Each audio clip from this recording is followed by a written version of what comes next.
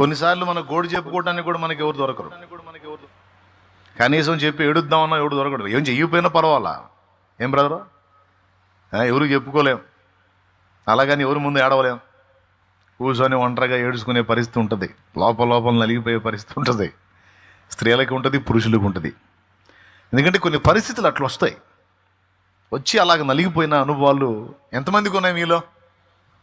కనీసం కొన్నిసార్లు దుఃఖం, బాధ పంచుకోవడానికి కూడా ఎవరో లేక సేవకులు ఏమంటారు, అదే వాళ్ళకి ఆ పరిస్థితి ఉంది, మీకు ఆ పరిస్థితి ఉంది, ఆ లైవ్లో ఉన్న వాళ్ళకు కూడా ఆ పరిస్థితి ఉంటుంది.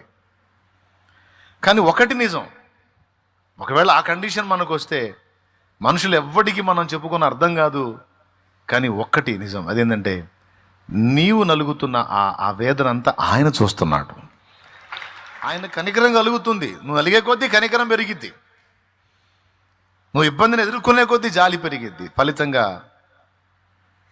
ఆయన చేసే కార్యం ఆయన బలంగా చేస్తాడు.